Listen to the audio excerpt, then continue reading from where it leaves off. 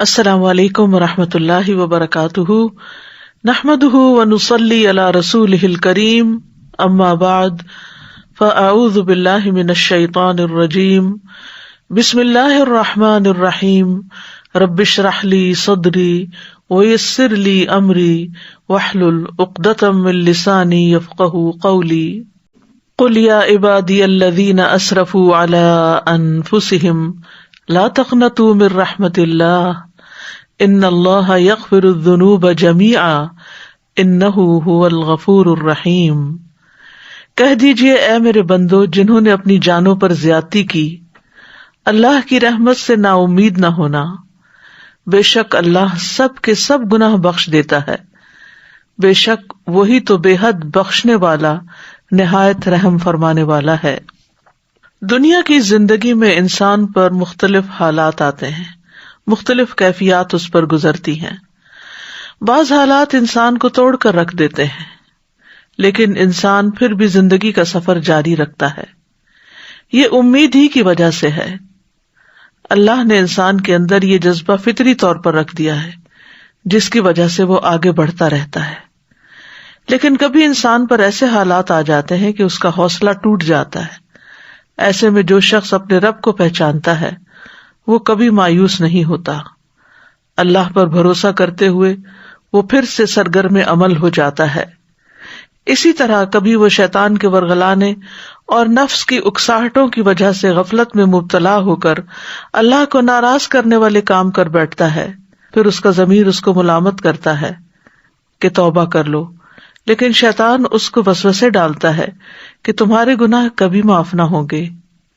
ایسے میں یہ آیت پھر سے انسان کو اللہ کی طرف لے جاتی ہے کہ لا تقنطوا من رحمت اللہ، اللہ کی رحمت سے مایوس نہ ہو، اللہ سبحانہ و تعالیٰ تو سارے گناہ معاف کر دیتا ہے۔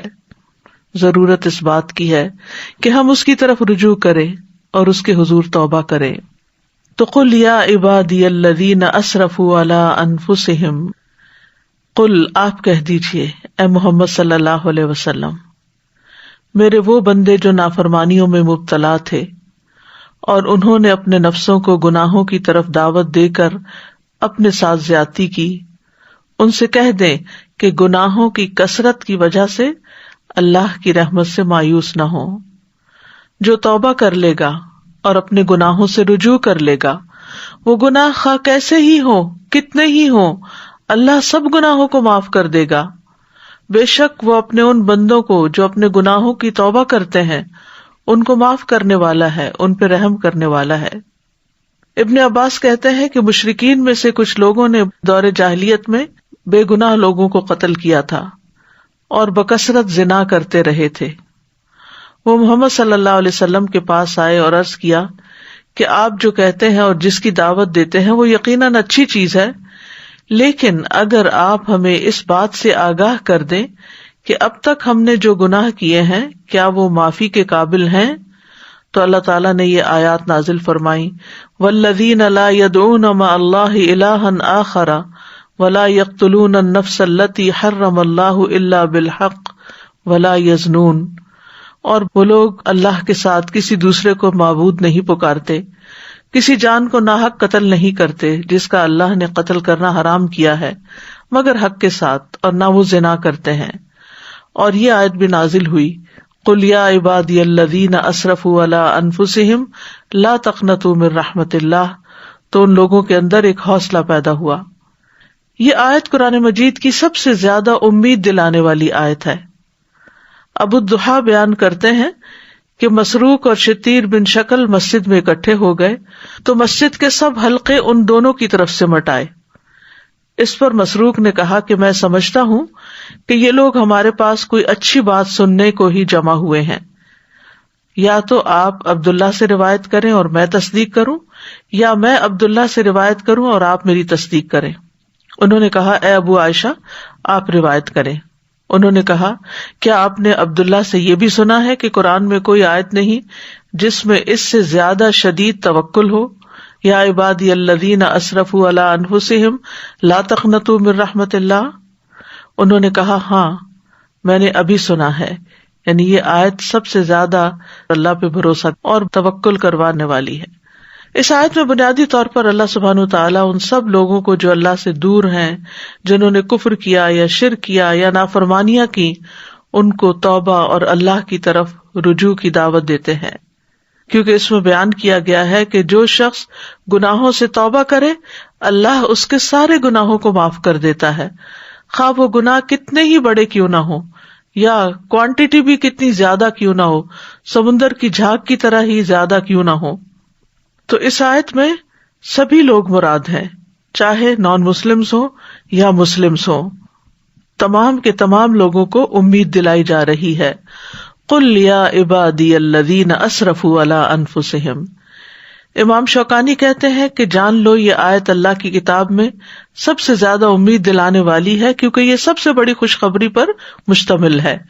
کیونکہ ایک تو یہ کہ اللہ نے بندوں کو شرف بخشتے ہوئے ان کو مزید خوشخبری دیتے ہوئے ان کو اپنی ذات کی طرف منسوب کیا ہے، یعنی عبادی کہا ہے، حالانکہ وہ گناہگار بندے ہیں پھر بھی اللہ ہی کے بندے ہیں۔ پھر ان کا یہ وصف بیان کیا کہ وہ بہت زیادہ گناہ کر چکے ہیں، پھر اس کے بعد اللہ نے انہیں رحمت سے مایوس ہونے سے منع کیا ہے، اور پھر اس کے بعد وہ بات کہی کہ اس میں کوئی شک باقی نہیں رہ جاتا، اور اس کے سننے کے بعد کسی قسم کا کوئی برا گمان دل میں داخل نہیں ہوتا، کہ اللہ تعالیٰ نے فرمایا ان اللہ یغفر الذنوب جمیعا، کہ اللہ سارے گناہ معاف کر دے گا۔ اللہ سبحانہ تعالیٰ اپنے بندوں کو خوبصورت انداز میں یہاں مخاطب کر رہے ہیں۔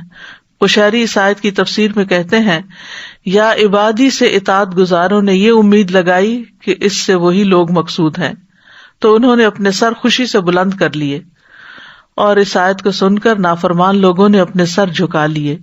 انہوں نے کہا کہ ہم کون ہیں یہاں تک کہ ہمیں اللہ اس طرح کی بات کہے، یعنی اللہ تعالیٰ نے ہم سے خطاب کیا ہے۔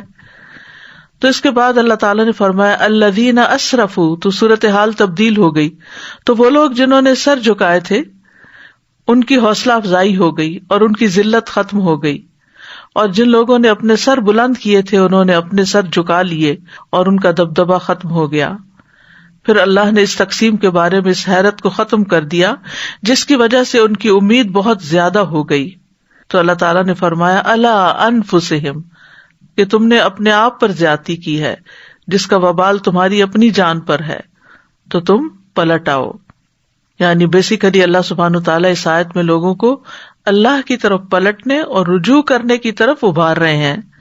اور پھر اس قول سے یہ بھی پتہ چلتا ہے کہ جو شخص بھی لوگوں کو دین کی دعوت دے رہا ہو اس کے لیے لازم ہے کہ وہ ان کے اندر امید پیدا کرے، ان کو اتنا خوف نہ دلائے کہ جس کی وجہ سے وہ اور زیادہ اللہ سے دور ہو جائیں۔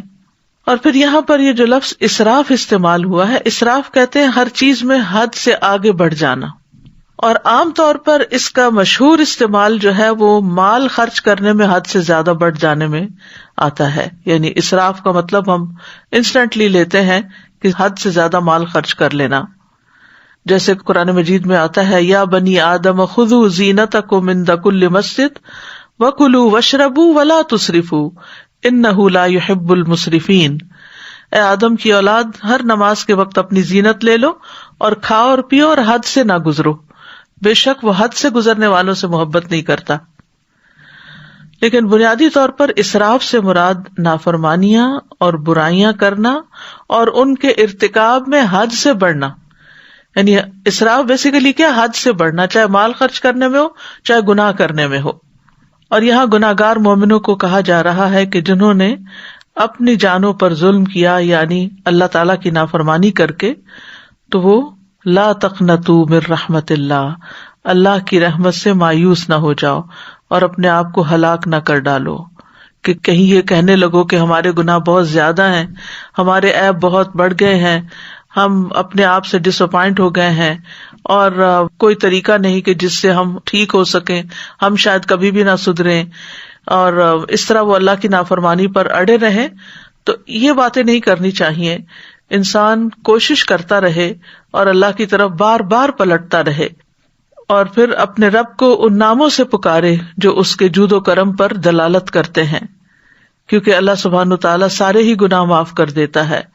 اللہ تعالیٰ شرک کو بھی معاف کر دیتا ہے جو کوئی توبہ کرتا ہے، پلٹتا ہے اس کی طرف. قتل، زنا، سود خوری، ظلم وغیرہ چھوٹے بڑے سارے گناہ بخش دیتا ہے.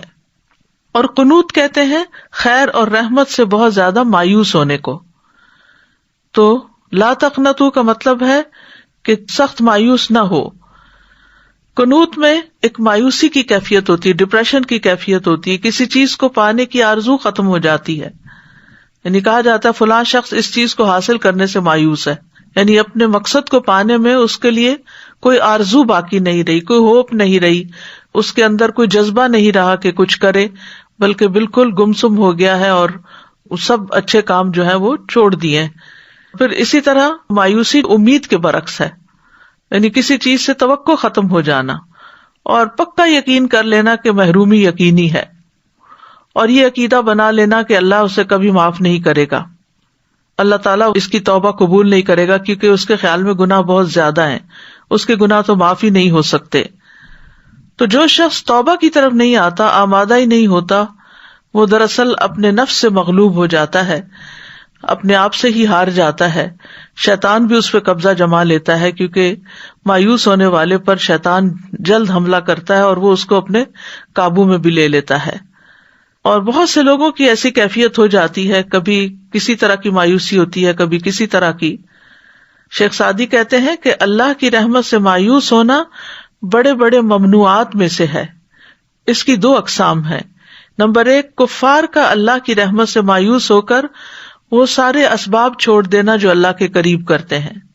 اور نمبر 2، گناہگاروں کا اپنے گناہوں اور جرائم کی کثرت کے سبب اللہ کی رحمت سے مایوس ہونا، جو انہیں وحشت میں مبتلا کر کے ان کے دلوں پر حاوی ہو جاتے ہیں، اور اس طرح ان کے دلوں میں مایوسی پیدا ہو جاتی ہے. تو یاد رکھیے مایوسی کفر ہے. ہمارے دین میں مایوس ہونے کی مذمت کی گئی ہے. سورۃ یوسف میں آتا ہے، یعقوب علیہ السلام کا قول اس طرح بیان ہوا ہے کہ وہ کہتے ہیں انہ لا ییأس من روح اللہ الا القوم الکافرون. بے شک حقیقت یہ ہے کہ اللہ کی رحمت سے نا امید نہیں ہوتے مگر وہی لوگ جو کافر ہیں. یعنی جو اپنے رب کو پہچانتا ہے، جو رب کو جانتا ہے کہ وہ غفور الرحیم ہے، رحمان الرحیم ہے، وہ کبھی بھی پھر مایوس نہیں ہوتا. مایوسی کبیرہ گناہوں میں سے ہے، یہ ایمان والوں کی صفت نہیں ہوتی. ایمان والوں سے گناہ ہو سکتے ہیں، کبھی وہ صراط مستقیم سے ہٹ سکتے ہیں، لیکن اللہ کی رحمت سے امید رکھتے ہیں، توبہ کر کے پھر پلٹ آتے ہیں، کیونکہ وہ جانتے ہیں کہ اللہ تعالیٰ کا فضل بہت بڑا ہے، اس کا کرم بہت عظیم ہے، اس کا احسان بے پایاں ہے. تو مایوسی جو ہے یہ دراصل ایمان کے منافی صفت ہے، یہ مومنوں کی صفات میں سے نہیں. کیونکہ مومن کو جب نعمت ملتی ہے تو وہ اللہ کا شکر ادا کرتا ہے اور سخت ترین حالات میں وہ اپنے رب کی رحمت کی امید رکھتا ہے. اللہ کی رحمت سے نا امید ہونا گناہ کبیرہ ہے. ابن عباس رضی اللہ عنہ کہتے ہیں کہ ایک آدمی نے کہا، اللہ کے رسول کبیرہ گناہ کون کون سے ہیں؟ آپ نے فرمایا اللہ کے ساتھ شرک کرنا، اللہ کے رزق سے نا امید ہونا اور اللہ کی رحمت سے مایوس ہونا. یہ کبیرہ گناہ ہے کہ نہیں مجھے تو کچھ نہیں ملے گا، کوئی حالات نہیں بدلیں گے، اور پھر ایسے لوگ الٹیمیٹلی خودکشی بھی کر لیتے ہیں یا اپنے آپ کو سخت نقصان دے دیتے ہیں یا دوسروں کو نقصان پہنچا دیتے ہیں.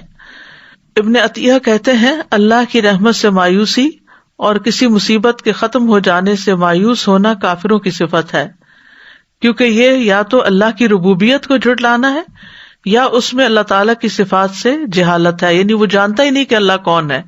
جو شخص اللہ کو پہچان لے وہ کبھی مایوس نہیں ہو سکتا، کیونکہ وہ جانتا ہے میرا ایک رب ہے جو مجھے ضرور معاف کر دے گا، کیونکہ معاف کرنا اس کو پسند ہے. اللہم انک عفو تحب العفو فاعف عنی. آج سے آخری عشرہ بھی شروع ہو رہا ہے، طاق راتیں شروع ہو رہی ہیں، اور طاق راتوں کی بھی یہ بہترین دعا ہے کہ اللہ تعالیٰ سے معافی مانگی جائے، کیونکہ اللہم انک عفو تحب العفو یہ بھی نبی صلی اللہ علیہ وسلم نے دعا سکھائی ہے، اور آپ کو معلوم ہے کہ اللہ تعالیٰ کو معاف کرنا پسند ہے، اللہ تعالیٰ محبت رکھتا ہے معاف کرنے سے. یعنی اللہ تعالیٰ نعوذ باللہ انسانوں کی طرح نہیں کہ جن سے کوئی معافی مانگے تو کہے معاف نہیں کروں گا، کبھی معاف نہیں کروں گا. اکثر لوگوں کے منہ سے یہ بات سنی جاتی ہے کہ کبھی نہیں چھوڑیں گے، کبھی نہیں معاف کریں گے. اگر کوئی معافی مانگے بھی تو وہ غرور و تکبر کا شکار ہو کر سامنے والے کی بات کو ریگارڈ نہیں کرتے، معاف نہیں کرتے. اللہ تعالیٰ تو بندے کو رات کے گناہگار کو پکارتا ہے کہ تو پلٹ آ، اور دن کے گناہگار کو پکارتا ہے کہ تو پلٹ آ. ضرورت اس بات کی ہے کہ ہم پلٹیں.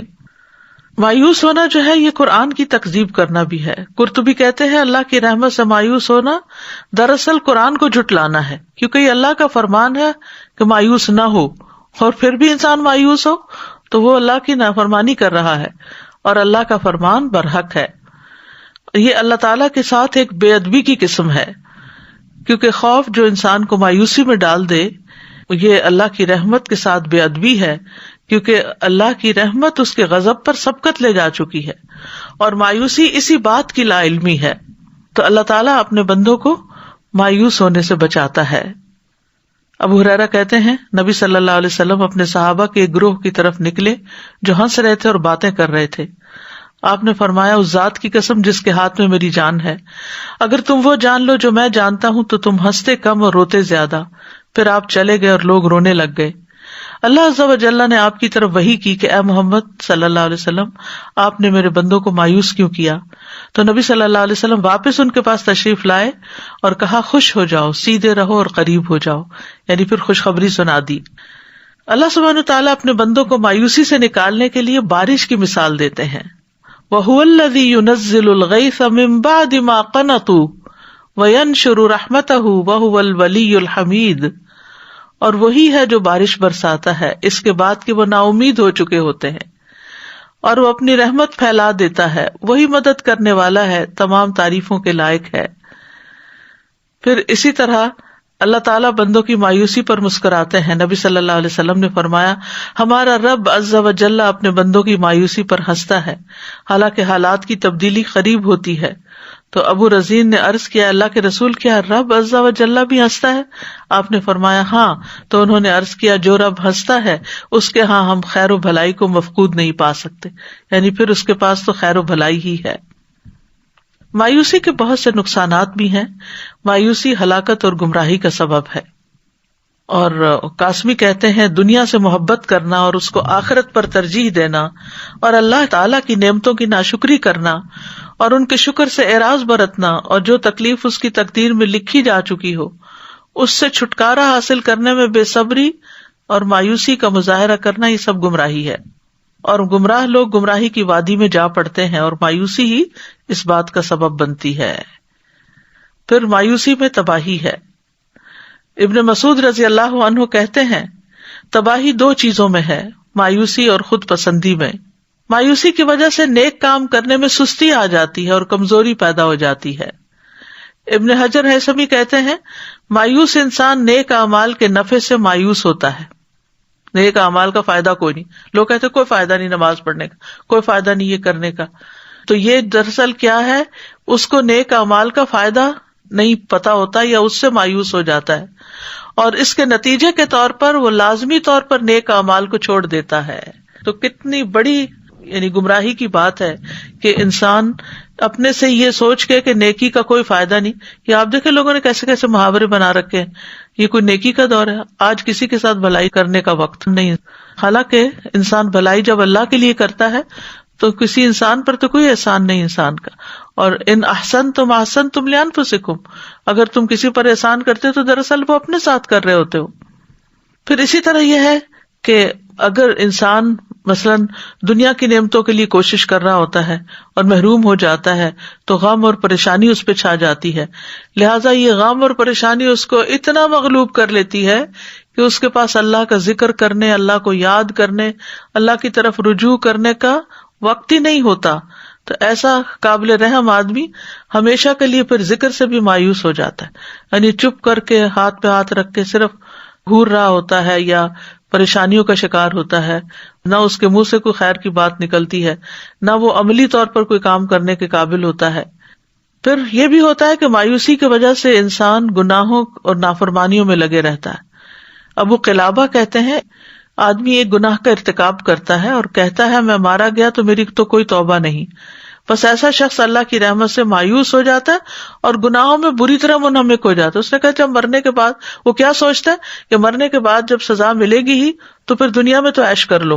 حالانکہ اللہ تعالیٰ نے اس بات سے منع کیا ہے. پھر ایسے شخص کی دل کی سکینت ختم ہو جاتی ہے اور انسان کو ہمیشہ کے لیے محرومی اور غم اور پریشانی کا احساس ہوتا رہتا ہے، کیونکہ اللہ کی رحمت سے مایوس ہونا جو ہے وہ ترک عمل کی طرف لے جاتا ہے، عمل چھڑواتا ہے، کیونکہ اس کے خیال میں کوئی فائدہ نہیں. اور یہ مصیبتوں میں سے ایک بہت بھاری مصیبت اور کبیرہ گناہوں میں سے ایک بہت بڑا گناہ ہے. دل کی سکینت، نیکیوں سے انسیت ختم ہو جاتی ہے، جس میں بے چینی اور بے قراری اور غم کی طرف انسان چلا جاتا ہے. دل کے بگاڑ کا سبب بن جاتی ہے مایوسی، یعنی کتنے بے شمار نقصان ہیں. ابن قیم رحمہ اللہ جب کبیرہ گناہوں کو شمار کر رہے تھے تو انہوں نے کہا اللہ کی رحمت سے مایوس ہو جانا اور اللہ کی رحمت سے مایوسی کے نتائج زنا، شراب نوشی اور دیگر ظاہری کبیرہ گناہوں کے نتائج سے بھی زیادہ بڑے ہیں. اور دل اور جسم کی اصلاح کی صورت اسی صورت میں ہو سکتی ہے جب ان سے بچا جائے، یعنی بڑے گناہوں سے توبہ کی جائے، ورنہ دل بگڑ جائے گا، اور جب دل بگڑتا ہے تو سارا جسم بگڑ جاتا ہے. مایوسی اللہ کی رحمت اور بخشش سے محرومی کا سبب ہے. مبارک پوری کہتے ہیں کہ اگر کوئی انسان یہ عقیدہ بنا لے یا یہ گمان کر لے کہ اللہ انسان کے اعمال کو قبول نہیں کرے گا اور یہ اعمال اس کو فائدہ نہیں دیں گے تو یہ اللہ کی رحمت سے مایوسی ہے اور یہ کبیرہ گناہ ہے، اور اگر وہ اس پر مر گیا تو اس کو اس کے گمان کے حوالے کر دیا جائے گا. یعنی مرنے کے بعد بھی، قبر میں بھی اس کے دل کی یہ حالت نہیں بدلے گی، وہ وحشت اور مایوسی کے ساتھ ہی برزخ کا وقت گزارے گا، اور آخرت میں بھی پھر اس کے لیے کوئی مقام نہیں، کیونکہ مایوس ہونے والے کے لیے عذاب ہے. فضالہ بن عبید کہتے ہیں کہ رسول اللہ صلی اللہ علیہ وسلم نے فرمایا 3 آدمیوں کے متعلق کچھ نہ پوچھو کہ انہیں کس قدر عذاب ہوگا.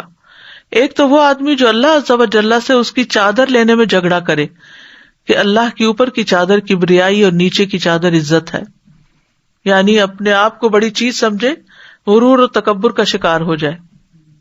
دوسرا وہ آدمی جو اللہ کے کاموں میں شک کرے کہ اللہ نے یہ کیوں کر دیا، وہ کیوں کر دیا، ایسا نہیں ہونا چاہیے تھا، ویسا نہیں ہونا چاہیے تھا.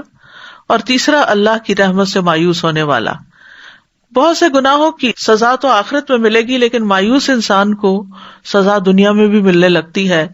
قلق، رنج، غم، پریشانی، فرسٹریشن، ڈپریشن کی وجہ سے. یعنی وہ چونکہ مایوس ہو جاتا ہے لہٰذا وہ تکلیف کا ایک سائیکل چل پڑتا ہے جس کو وہ کاٹ نہیں پاتا سوائے اس کے کہ وہ اللہ کی طرف پلٹے اور یہ یقین رکھے کہ توبہ کرنے سے اللہ تعالیٰ گناہ معاف کر دیتے ہیں. تو کرنا کیا چاہیے؟ مایوسی کی بجائے اللہ سے حسن ظن رکھنا چاہیے. یہ توحید اور ایمان کا تقاضا ہے. یاد رکھیے منافق اللہ کے بارے میں برے گمان رکھتا ہے. یظنون باللہ غیر الحق ظن الجاہلیہ، وہ اللہ کے بارے میں ناحق جاہلیت کا گمان کر رہے تھے.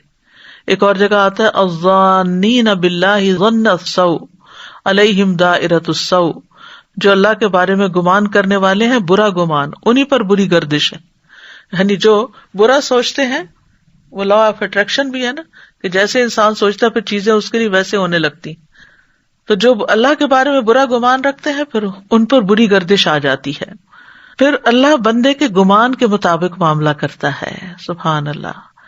حدیث قدسی ہے قال اللہ عز وجل انا عند ظن عبدی بی فلیظن بی ما شاء. اللہ تعالیٰ فرماتا ہے میں اپنے بندے کے گمان کے مطابق ہوتا ہوں، بس وہ میرے ساتھ جیسا چاہے گمان رکھے. اگر اچھا گمان رکھیں گے تو انشاءاللہ اچھے نتائج سامنے آئیں گے. اور پھر یہ گمان موت تک اچھا ہونا چاہیے. رسول اللہ صلی اللہ علیہ وسلم نے اپنی وفات کے 3 دن پہلے فرمایا تم میں سے کوئی اس وقت تک نہ مرے مگر یہ کہ وہ اللہ عز و جل سے اچھا گمان رکھتا ہو، اللہ کے بارے میں اللہ کی رحمت سے پر امید ہو، اللہ تعالیٰ معاف کرنے والے، اللہ تعالیٰ کے اچھے اچھے ناموں کے ساتھ اس کو یاد کرے. پھر اسی طرح جیسی انسان امید رکھتا ہے ویسا ہی اس کے ساتھ معاملہ ہوتا ہے. جو شخص یقین رکھتا ہے کہ اچھا ہی ہوگا، مثلاً کوئی کام ہوتا ہے، کوئی منصوبہ ہوتا ہے، کوئی پروجیکٹ ہوتا ہے، کوئی مشکل سے مشکل وقت ہوتا ہے، تو انسان اس وقت مایوسی کی بات کرنے کے بجائے کہتا ہے کہ اللہ چاہے گا تو ہو جائے گا، کوئی مشکل نہیں، ہو جائے گا انشاءاللہ. تو جو لوگ اس طرح کی مثبت باتیں کرتے ہیں ان کے کام اللہ بنا بھی دیتا ہے، اور جو لوگ مایوس ہوتے ہیں پھر کام ہی چھوڑ بیٹھتے ہیں اور پھر گھبرا جاتے ہیں، جبن اور بزدلی کا شکار ہوتے ہیں اور کسی کام کے نہیں ہوتے، پھر وہ دنیا کے معاملات میں بھی آگے نہیں بڑھتے اور دین کے معاملات میں بھی جہاں ہوتے ہیں وہی رہ جاتے ہیں۔ جہنمی کو بھی اللہ سے اچھی امید کا فائدہ ہوگا۔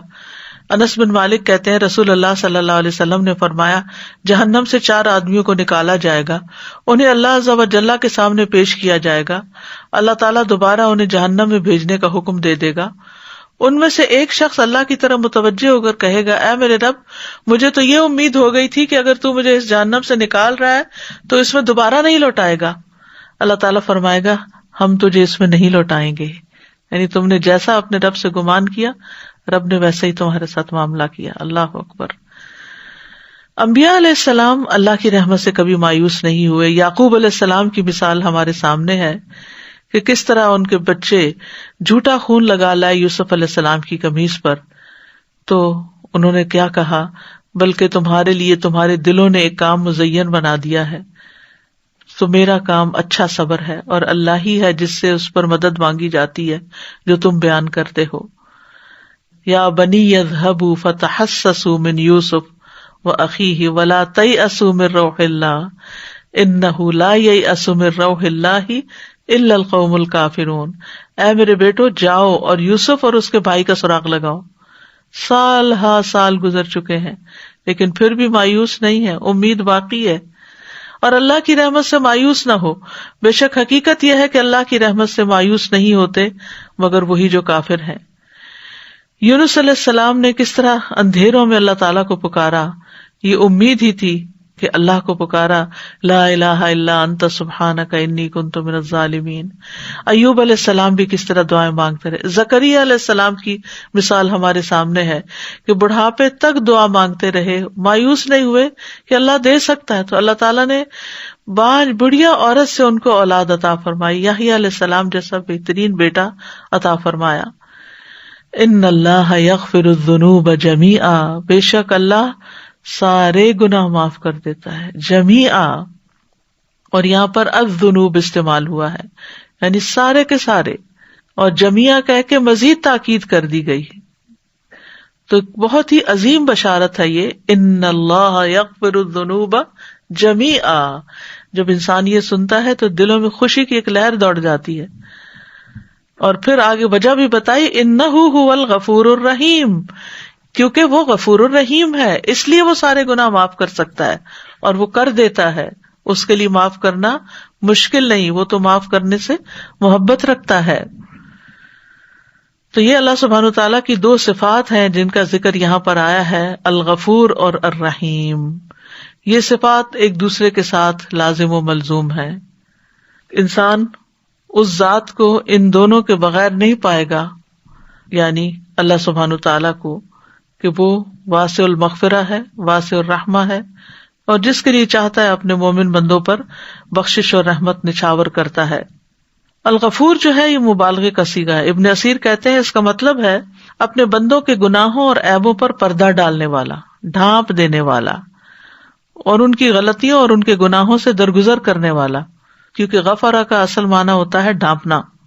پھر مسلسل درگزر کرنے والا، سعدی کہتے ہیں وہ ذات جو مسلسل گناہوں کو معاف کرے، یعنی ہم گناہ کرتے چلے جاتے ہیں اور وہ معاف کرتا چلا جاتا ہے، اور ہر وہ بندہ جو اس کی بارگاہ میں توبہ کرے اس کی توبہ قبول فرمائے، اور خصوصاً گناہگاروں اور نافرمانوں کے لیے بہت زیادہ معاف کرنے والا ہے۔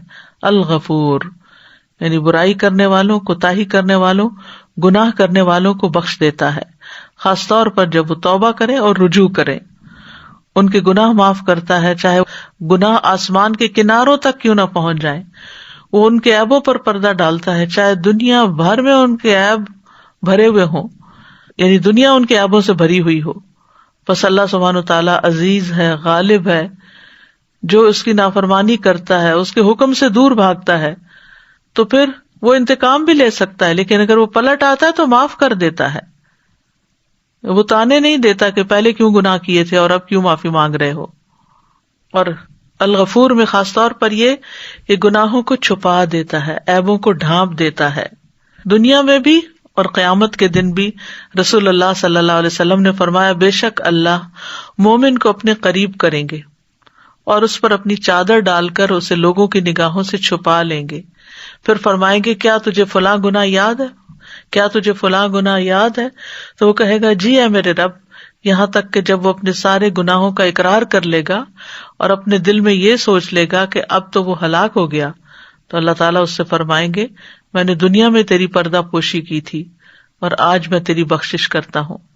پھر اسے اس کی نیکیوں کا نامہ اعمال دے دیا جائے گا.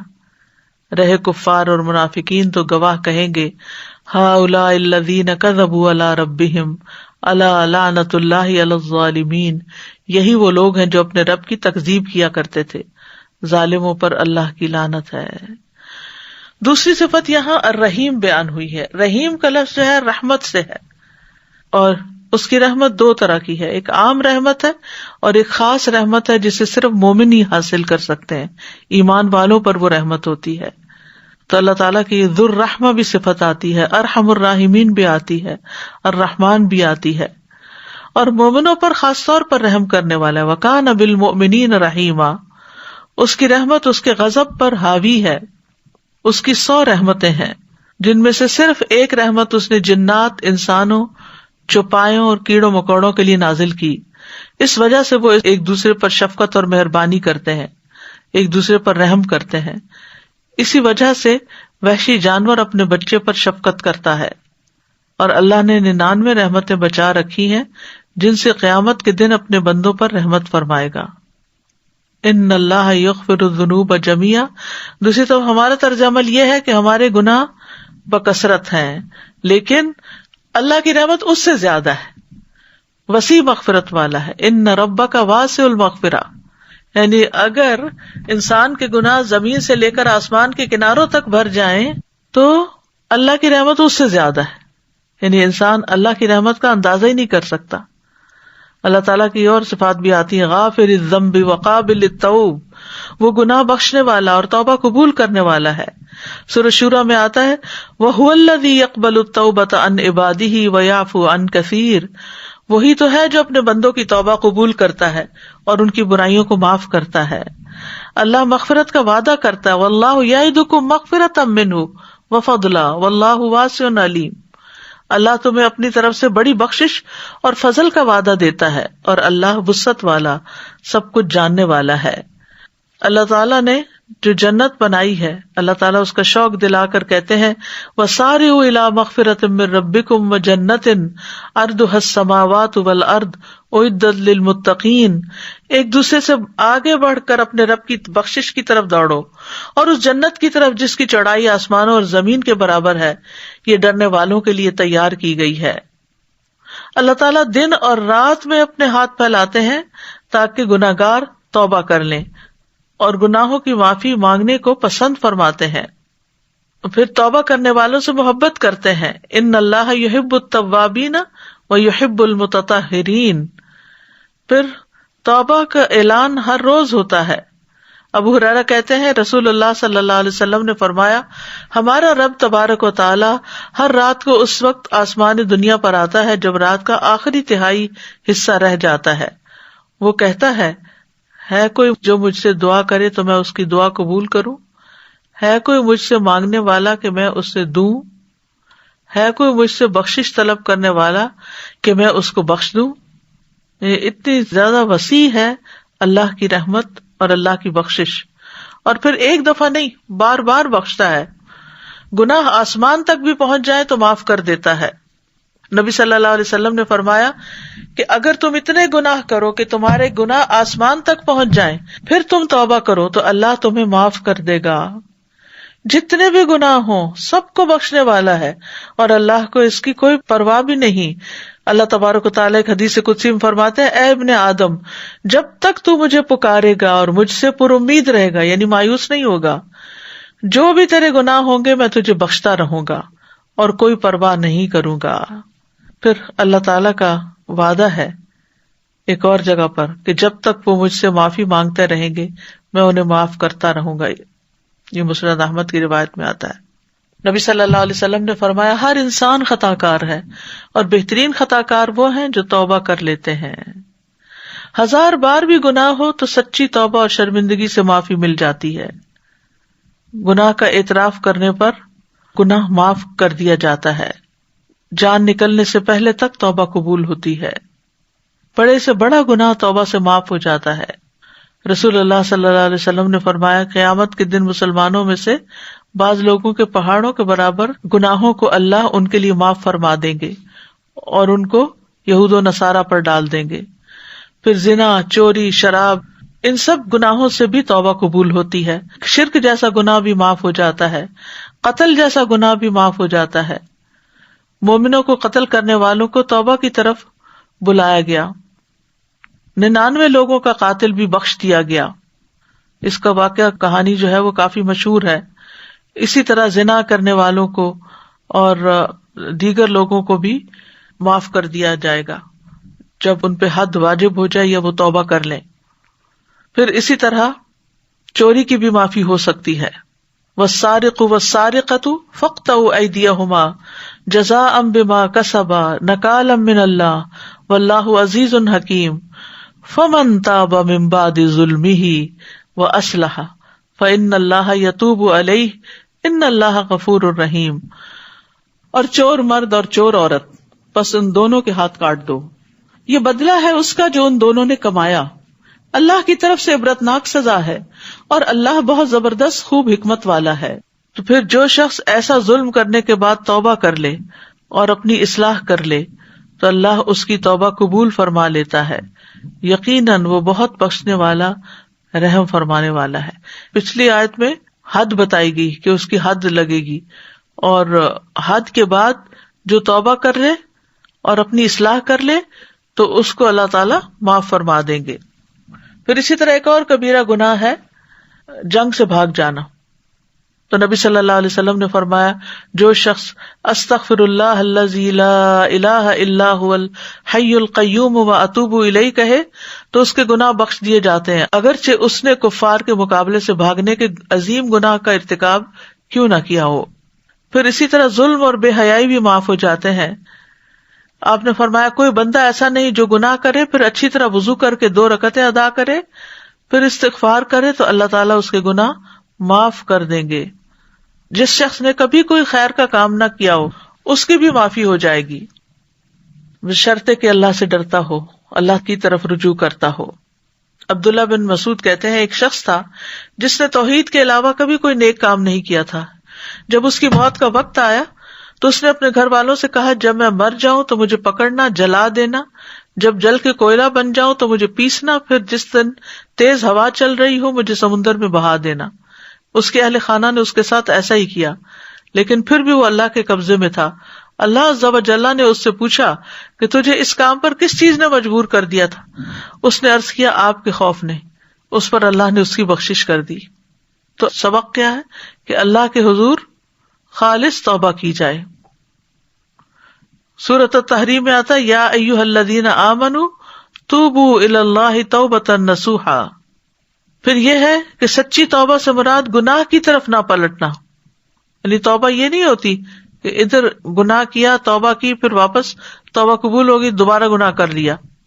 پھر سچی توبہ دراصل اپنی ذات کے ساتھ خیر خواہی ہے، اور زبان سے استغفار، دل میں ندامت اور اعضاء کا گناہ سے بچنا ہے۔ پھر سچی توبہ میں 4 چیزیں پائی جاتی ہیں: زبان سے استغفار کرنا، جسم سے کنارہ کشی کرنا، دل سے نیت کرنا کہ دوبارہ اس گناہ کی طرف نہیں جائے گا، اور برے لوگوں سے قطع تعلقی کرنا تاکہ وہ دوبارہ اس کو اپنے ٹریپ میں نہ لے لیں۔ پھر اسی طرح توبہ جو ہے وہ انسان کو نیکی کے کاموں پر آمادہ کرتی ہے، اور اس کے ساتھ ساتھ ثابت قدم رکھنے میں معاون بھی ہوتی ہے۔ اللہ تعالیٰ کی عظمت کو ذہن میں رکھنا چاہیے کہ کس ہستی کے حضور ہم گناہ کر رہے ہیں، کیونکہ ہم لوگوں سے تو ڈرتے ہیں لیکن اللہ سے کم ڈرتے ہیں۔ پھر یہ کہ گناہ اور گناہ گاروں کے برے انجام کو یاد کرنا چاہیے، کیونکہ دنیا میں بھی اس کی سزا مل جاتی ہے۔ پھر توبہ کی فضیلت کو ہمیشہ ذہن میں رکھنا چاہیے، کیونکہ مسلمان جو ہے اللہ تعالیٰ کے سامنے کھڑے ہونے کا یقین رکھتا ہے۔ پھر نیک کام کرنے چاہیے تاکہ ان الحسنات یذہبن السیئات، قرآن کو حفظ کرنا، اس کی تلاوت کرنا، نیک لوگوں کی مجلس اور صحبت میں کثرت سے بیٹھنا، بری مجالس کو چھوڑ دینا، اللہ تعالیٰ کی بارگاہ میں صدق کے دل سے دعا کے ساتھ متوجہ ہونا، جیسے یا مقلب القلوب ثبت قلبی علی دینک، کیونکہ اللہ تعالیٰ کے حضور توبہ کرنے کے بے شمار فائدے ہیں. استغفار سے اللہ کی رحمت ملتی ہے. فرمایا لولا تستغفرون اللہ لعلکم ترحمون، تم اللہ سے بخشش کیوں نہیں طلب کرتے تاکہ تم پہ رحم کیا جائے. دوسرے، دنیا کے مسائل سے چھٹکارا حاصل کرنے کا ذریعہ ہے. پھر تیسرے، بارش کے نزول اور قوت میں اضافے کا ذریعہ ہے. چوتھے، فرشتوں کی دعاؤں کے حصول کا ذریعہ ہے، یعنی فرشتے دعائیں کرتے ہیں ایسے شخص کے لیے جو توبہ کرتا ہے. برائیوں سے چھٹکارا اور جنت میں داخلے کا ذریعہ ہے. پھر آپ دیکھیں کہ جو اس آیت میں بات ہوئی ہے، یعنی گناہوں کی بخشش کی اور اللہ کی رحمت سے نا امید نہیں ہونے کی، تو وہاں یہ بات یاد رکھنے کی ہے کہ کون کون سی نیکیاں خاص طور پر ہیں کہ جن کی وجہ سے انسان کے گناہ مٹتے ہیں. اس میں سب سے پہلے وضو اور پھر نماز. فرمایا جو شخص میری طرح کا وضو کرے پھر 2 رکعت پڑھے جس میں اپنے نفس سے کوئی بات نہ کی ہو تو اس کے گزشتہ گناہ معاف کر دیے جاتے ہیں، دل کے وسوسے بھی باہر پھینکے. پھر اسی طرح یہ ہے امام کے پیچھے آمین کہنا، جس کی موافقت ہو گئی اس کے سارے گناہ معاف کر دیے جائیں گے، یعنی آمین کے ساتھ موافقت کے.